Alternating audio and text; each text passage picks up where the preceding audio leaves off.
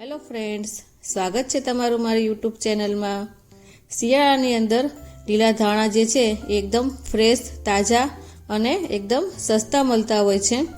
અને શિયાળામાં લીલા ધાણા ખાવાથી તેનો ફાયદા પણ ઘણા બધા હોય છે।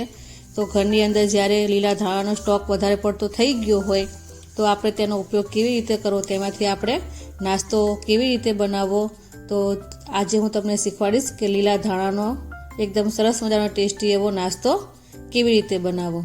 તો ચાલો જોઈએ આપણે તેની રેસીપી। લીલા ધાણાની આપણે આજે બનાવીશું કોથંબીર વડી। તેના માટે મેં અહીંયાથી 100 થી 150 ગ્રામ જેટલી લીલી સરસ તાજી એવી કોથમરી લીધી છે। તેને આપણે ઝીણી ઝીણી આ રીતે કટ કરી લેવાની છે। હવે આપણે એક પેસ્ટ બનાવવાની છે। તેના માટે આપણે ખાયણી દસ્તાની અંદર 2 થી 3 નંગ લીલા મરચાં છે, તેને આપણે સુધારી લઈશું।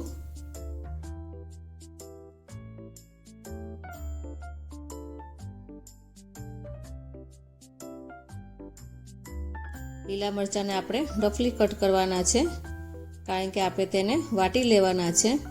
હવે તેની અંદર આપણે 10 થી 15 કળી જેટલી આપણે લસણ લઈશું અને અડધા ઇંચ જેટલો આપણે આદુનો ટુકડો લેવાનો છે। 1 ચમચી જેટલું આપણે જીરું નાખીશું અને 1/4 ટીસ્પૂન જેટલું આપણે મીઠું નાખીશું અને આપણે આને અધકચરી આની પેસ્ટ બનાવીને રેડી કરી લેવાની છે। તો પેસ્ટ આપણી બનીને તૈયાર થઈ ગઈ છે। હવે આપણે એને સાઈડમાં રાખીશું અને એક વાસણ લઈશું। તેની અંદર આપણે જે કોથમરી સુધારીને રાખી હતી તે કોથમરી આપણે તેની અંદર એડ કરી દઈશું અને તેની અંદર જે આપણે આદુ લસણ મરચાંની પેસ્ટ બનાવી હતી તે તેની અંદર નાખી અને કોથમીર અને પેસ્ટને આપણે પહેલાં હાથેથી મિક્સ કરી લેવાની છે।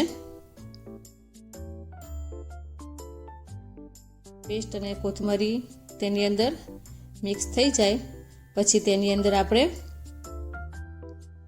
1 કપ ભરીને આપણે ચણાનો લોટ લઈશું અને 1/4 કપ જેટલો આપણે ચોખાનો લોટ લેવાનો છે।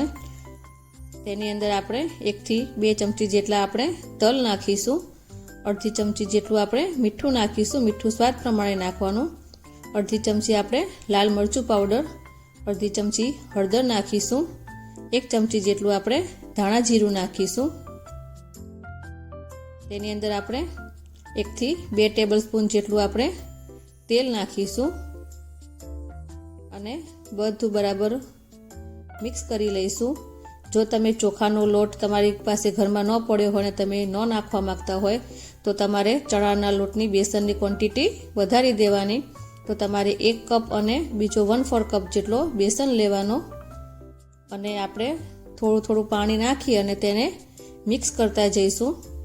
આપણે આ લોટ થોડોક ઢીલો બાંધવાનો છે, જેથી આપણે આમ તેને થાળીમાં આમ થાપી શકીએ એટલો આપણે તેનો લોટની કન્સિસ્ટન્સી રાખવાની છે। બહુ કઠણ લોટ નથી બાંધી દેવાનો, જરૂર મુજબ આપણે થોડું થોડું પાણી ઉમેરતા જઈ અને તેને આપણે લોટ બાંધી લઈશું।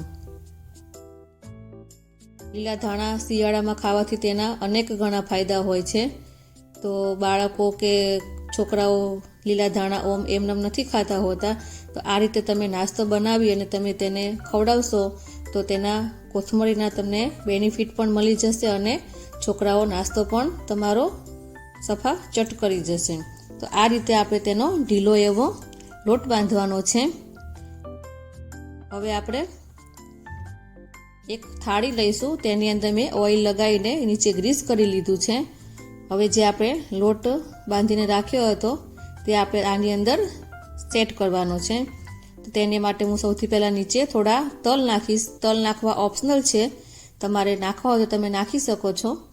હવે જે લોટ આપણે બાંધ્યો હતો તે આવી રીતના આપણે થાળીમાં તેને ફેલાવી લઈશું। તમે જોઈ શકો છો કે આ રીતે પોળો થાય એટલો આપણે તમારે ઢીલો રાખવાનો છે અને તેને આપણે થાળીની અંદર સેટ કરી દઈશું।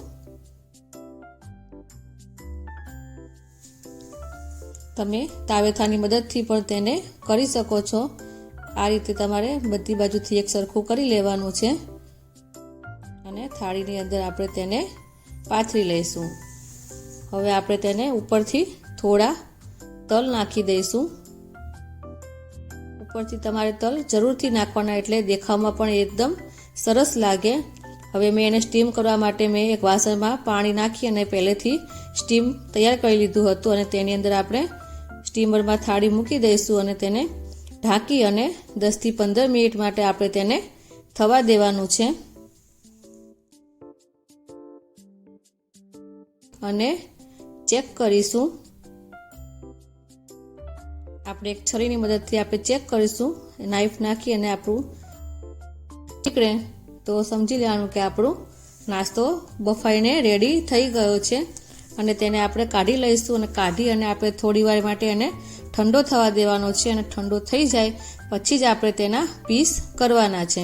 તો તમે તમારી ચોઈસ પ્રમાણેના તેની અંદર પીસ કરી શકો છો. નાના મોટા સાઈઝ તમને જેવા પસંદ હોય એવા તમારે તેના પીસ કરી લેવાના છે. તો મેં બધા પીસ કરીને રેડી કરી લીધા છે. આ ટાઈપમાં તમારે તેનું તમે જ્યારે પાથરો જાય થાળીમાં ત્યારે એ 1 થી 1.5 ઇંચ જેટલી તેની જાડાઈ રાખવાની, એટલે તમારા પીસ એકદમ સરસ દેખાશે.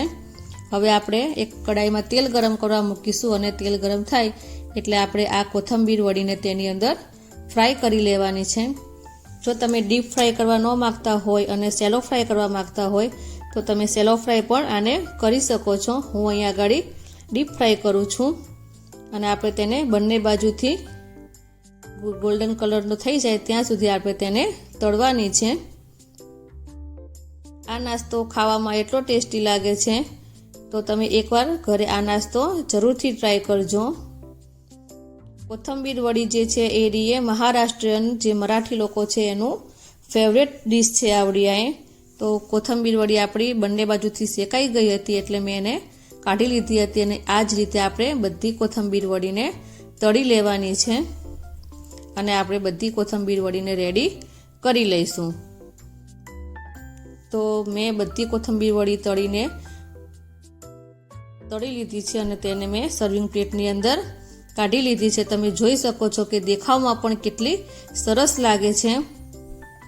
તે બહારથી એકદમ ક્રિસ્પી છે અને અંદરથી એકદમ સોફ્ટ લાગે. તમે તેને ટામેટાની કેચઅપ સાથે કે લીલી ચટણી સાથે તેને સર્વ કરી શકો છો. તો હું તમને બતાવું છું, તમે એક પીસ તમને તોડી તમે જોઈ શકો છો કે એકદમ સોફ્ટ બની છે અંદરથી, અને દેખાવમાં પણ કેટલી સરસ લાગે છે. તો તમે આ રેસીપી એકવાર જરૂરથી ટ્રાય કરજો. તો તમને મારો આ વિડીયો કેવો લાગ્યો મને કમેન્ટ બોક્સમાં જરૂરથી જણાવજો. જો તમને મારો વિડીયો ગમ્યો હોય તો મારા વિડીયોને લાઈક કરી, શેર કરી અને મારી ચેનલને સબસ્ક્રાઈબ કરી દેજો. તો ફરી મળીશું આપણે નવા વિડીયો સાથે. Thanks for watching.